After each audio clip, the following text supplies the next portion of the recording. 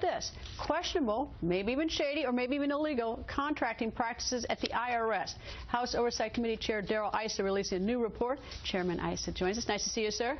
Well, thanks for having me on, and thanks for continuing to cover the most dysfunctional agency one could imagine on so many fronts. I think a lot of citizens would agree with you. All right, before I even get to the whole contracting business, I want to talk about Lois Lerner. Friday, there's some. You're going to have at least a meeting about her. We are. We're going to meet to consider whether she waived her Fifth Amendment rights in the way that she swore, then gave multiple testimony before asserting Fifth Amendment rights. What do you mean meeting? Who's going to be there? Is she going to be there? No, it'll be members of the committee, and we've sought counsel from the House, the independent House counsel, and we'll make a decision about whether or not that sequence of event did, as Trey Gowdy suggested, waived her rights. You don't get to pick and choose when you say one thing and then won't answer questions about what you've said, and Congressman Gowdy brought that. We're now going to consider it. For the life of me, I've known her lawyer for a long time. I've been around this town a long time. For the life of me, I don't understand why he put her in a position where where you're even debating it.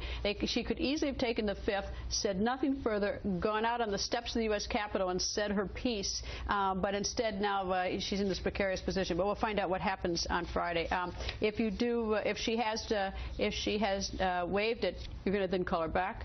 We're then going to try to get full testimony, get to the truth, which we believe she can be very helpful in.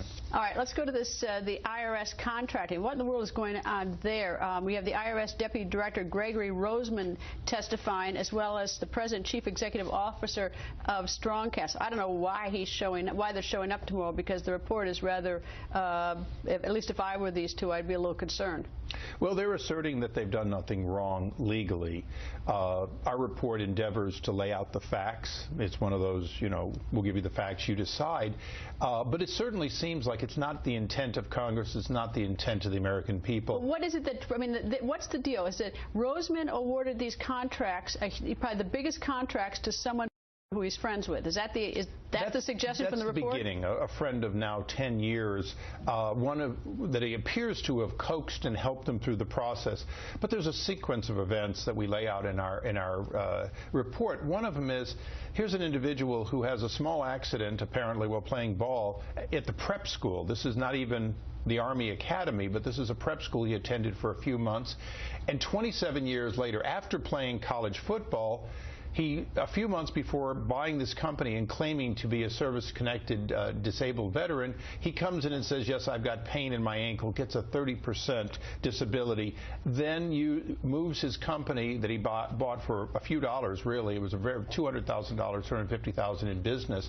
He moves it into what had formerly been called a hub zone. This is a historically underutilized zone, but it's a zone that in Washington, D.C. that actually is no longer, it's by the Verizon Center, it's no longer underappreciated. It's just an office. It's just an office. His real business is out in Leesburg, Virginia. His real business is out where rich people like himself live.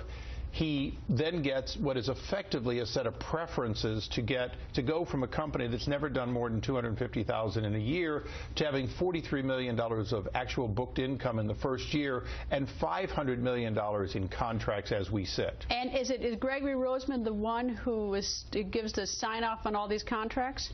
Not completely. Roseman signed off on some, but appears to have advocated in a strong and perhaps inappropriate way for a multitude of them. What we're trying to look at is an agency in crisis. The IRS, when we brought this to their attention, we expected quick action.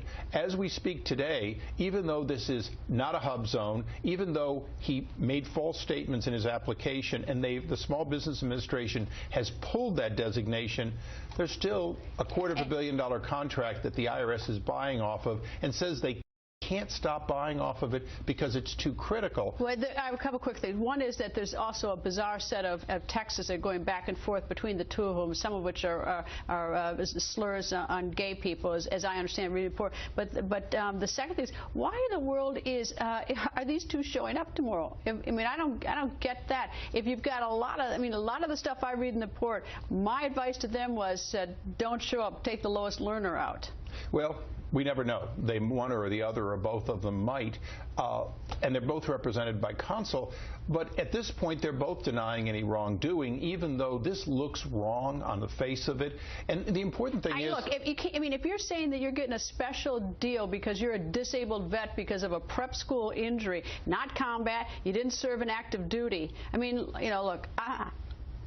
Whatever. I'm just saying that I wouldn't be appearing tomorrow. And Greta, both Mr. Cummings and myself are on the right side of this and together, in that these set-asides, if you believe in them, should go to small and disadvantaged companies and real impacted zones. So at a minimum, they put $500 million in the hands of somebody who was already wealthy rather than where it was intended to go. Well, they may be 100% innocent of any wrongdoing. There may be no criminal wrongdoing, but I've looked at the report, and I think the Department of Justice should also take a look at it as well, not just your committee. But we'll see. We'll see whether or not he shows up tomorrow.